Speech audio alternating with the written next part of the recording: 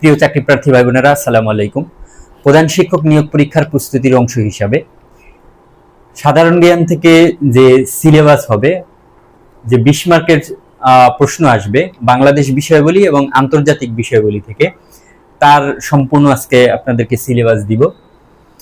দেখুন, প্রত্যেকটা টপিক এখানে আপনাদেরকে আমি আন্ডারলাইন করে রেখেছি যে এই টপিকগুলি আপনাদের সবচেয়ে বেশি পড়তে হবে। দেখেন, বাংলাদেশের জাতীয় বিষয়গুলি আপনারা এই বাংলাদেশের একটা বই নিয়ে বাংলাদেশের জাতীয় বিষয়গুলি এই টপিকের উপরে কি কি বিগত সালে প্রশ্ন এসেছে, পিসির কি কি প্রশ্ন করেছে, এই সকল প্রশ্ন এবং অন্যান্য যে সকল পরীক্ষা আছে ওই সকল পরীক্ষায় যেসব প্রশ্ন এসেছে সবগুলি আগে পড়ে ফেলবেন। তাহলেই আপনি বুঝতে পারবেন যে বাংলাদেশের জাতীয় বিষয়গুলি থেকে কি ধরনের প্রশ্ন আসে এবং ওইখান থেকে আপনার কমন পড়ারও সমূহ সম্ভাবনা রয়েছে। এছাড়াও আমি আন্ডারলাইন করে দিয়েছি ভাষা আন্দোলন, 1954 সালের নির্বাচন, গণ অভ্যুত্থান 1969, এরপর মুক্তিযুদ্ধের রণকৌশল। বর্তমান প্রেক্ষাপট অনুযায়ী, বর্তমান সময় অনুযায়ী আপনার এই গুলা থেকে সবচেয়ে বেশি প্রশ্ন আসার সম্ভাবনা রয়েছে, মুক্তিযুদ্ধের রণকৌশল আর 69-এর গণ অভ্যুত্থান। এরপর দেখে আসেন বাংলাদেশের কৃষি সম্পদ, এখান থেকে 1 মার্ক প্রশ্ন আসার সম্ভাবনা রয়েছে। যেমন বিভিন্ন ধরনের শস্য, বিভিন্ন ধরনের যে শস্য রয়েছে তাদের যে উন্নত জাত রয়েছে এগুলি আপনারা পড়বেন এবং নতুন নতুন কি কি জাত আবিষ্কৃত হয়েছে, কে কারা কারা আবিষ্কার করেছেন, এইগুলি ভালো করে আপনারা পড়বেন। এখান থেকে 1 মার্ক আসার সম্ভাবনা রয়েছে। 3 নাম্বার আছে বাংলাদেশের জনসংখ্যা, আদমশুমারি, উপজাতি, জাতীয় গোষ্ঠী। এখান থেকে আপনি আদমশুমারি থেকে এবং উপজাতি থেকে অনেক বেশি প্রশ্ন হওয়ার সম্ভাবনা আছে। এখান থেকে 1 মার্ক প্রশ্ন আপনারা পাবেন। যেমন আদমশুমারি আপনার কয়টি হয়েছে, প্রথম কবে আদমশুমারি হয়েছে, সর্বশেষ কবে, কত তারিখে আদমশুমারি হয়েছে। হ্যাঁ, উপজাতি দের ভাষা, উপজাতিদের ধর্ম, উৎসব, উপজাতি প্রধান যে উপজাতি রয়েছে তারা কোথায় কোথায় বসবাস করে, এই স্থানগুলি আপনারা ভালো করে পড়বেন। ইনশাল্লাহ 1 মার্ক কমন পাবেন। এরপর বাংলাদেশের অর্থনীতি, এখান থেকে 1 মার্ক আসতেও পারে আবার নাও আসতে পারে। যেমন উন্নয়ন পরিকল্পনা, প্রেক্ষিত বা পঞ্চবার্ষিক পরিকল্পনা, এগুলো থেকে, এই যে বাজেট থেকে আপনারা পড়াশোনা করতে পারেন, প্রশ্ন আসার সম্ভাবনা 1 মার্কের রয়েছে। এরপর বাংলাদেশের শিল্প ও বাণিজ্য, দেখেন এখানে আমদানি ও রপ্তানি, প্রধান রপ্তানি পণ্য কি, এই প্রধান আমদানি পণ্য কি আমাদের, এবং কোন দেশ থেকে আমরা সবচেয়ে বেশি আমদানি করি, কোন দেশ থেকে আমরা কম আমদানি করি, এইগুলি। এবং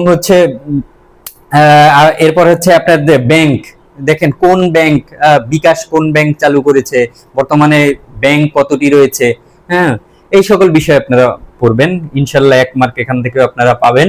এরপর বাংলাদেশের সংবিধান, দেখেন আমি এখানে লিখে রেখেছি বাংলাদেশের সংবিধান থেকে সবচেয়ে যে অনুচ্ছেদ 17, 26, 27, 28, 29, আপনার সংবিধানের মূল প্রথমেই তো আপনারা বিগত সালের প্রশ্ন পড়বেন। পড়ার পরে আপনারা ওই যে 5টা আমি অনুচ্ছেদ দিয়েছি, এই 5টা অনুচ্ছেদ আপনারা পড়বেন এবং মনে রাখার চেষ্টা করবেন। এরপরে গেল বাংলাদেশের সংবিধানের, দেখেন সংশোধনী বর্তমান তত্ত্বাবধায়ক সরকার ব্যবস্থা কত সালে আপনার চালু হয়েছিল এবং কত সালে সংবিধান সংশোধন করে সেটাকে নিষিদ্ধ করা হয়েছে, এই সকল বিষয়ে সংশোধনী থেকে আপনারা পড়বেন। ইনশাল্লাহ 1 মার্ক আপনারা এখান থেকে পাওয়ার সম্ভাবনা হয়েছে, 2 আসতে পারে এখান থেকে।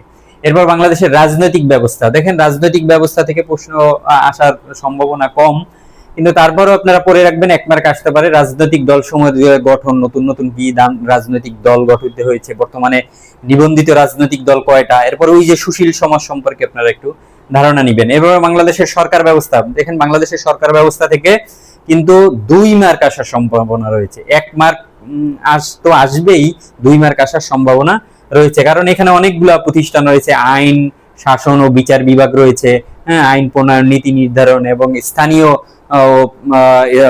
সরকার ব্যবস্থা রয়েছে, প্রশাসনিক কাঠামো রয়েছে, এগুলো আপনারা পড়বেন। এবং বিগত সালের সবার কাছে রিকোয়েস্ট, বিগত সালের প্রশ্ন আপনারা আগে পড়বেন, তাহলেই বুঝতে পারবেন যে কোন টপিক থেকে সবচেয়ে বেশি পিএসসি প্রশ্ন করে। বারবার আমার রিকোয়েস্ট থাকবে বিগত সালের প্রশ্ন পড়বেন সবার আগে, তারপরে দেখবেন যে আপনাদের সবকিছু সহজ হয়ে গেছে পড়া, যে আপনি বুঝতে পারবেন যে আসলে প্রশ্ন কিভাবে হতে পারে, কোন জায়গা থেকে হতে পারে। এরপর হচ্ছে বাংলাদেশের জাতীয় অর্জন। দেখেন বাংলাদেশের জাতীয় অর্জন, এখানে স্থাপনা, জাতীয় পুরস্কার, হ্যাঁ, বাংলাদেশের যেমন খেলাধুলা আছে, খেলাধুলা থেকে কিন্তু প্রশ্ন আপনার হবেই। হ্যাঁ, ক্রিকেট থেকে প্রশ্ন হবেই, যে বর্তমান ক্রিকেটের কি অবস্থা, হ্যাঁ, বর্তমান সভাপতিকে, তারপরে আপনার ক্রিকেট বোর্ডের চেয়ারম্যানকে, এগুলি আপনারা খুব ভালো করে পড়বেন। 1 থেকে 2 মার্ক এখান থেকে প্রশ্ন কমন পাবেন। এরপরে আসি আন্তর্জাতিক বিষয়গুলি। দেখেন বৈশ্বিক ইতিহাস, আঞ্চলিক ও আন্তর্জাতিক ব্যবস্থা ও ভূ রাজনীতি। দেখেন এখান থেকে 1 মার্ক প্রশ্ন আসবে। আন্তর্জাতিক বিষয়গুলির ক্ষেত্রেও একই কথা, আপনারা হচ্ছে বিগত সালের প্রশ্ন পড়বেন, তাহলে বুঝতে পারবেন কোন জায়গা থেকে প্রশ্ন হয়। হ্যাঁ, এছাড়া আগে প্রশ্ন পড়া ছাড়া আপনি যদি পড়া শুরু করেন টপিক ধরে, আপনি কিন্তু বুঝবেন না, শুধুই পড়ে যাবেন। তাহলে আপনার আগে বিগত সালের প্রশ্ন পড়তে হবে। আগে হচ্ছে পিএসসি, বিসিএস এর প্রশ্ন এবং হচ্ছে আপনার পিএসসি নন ক্যাডারের প্রশ্ন, সেগুলো আগে আপনারা পড়ে ফেলবেন। আন্তর্জাতিক নিরাপত্তা ও আন্তঃরাষ্ট্রীয় ক্ষমতা সম্পর্ক, এখান থেকে প্রশ্ন আসার সম্ভাবনা খুবই কম। এরপর দেখেন বিশ্বের সাম্প্রতিক ও চলমান ঘটনা প্রবাহ।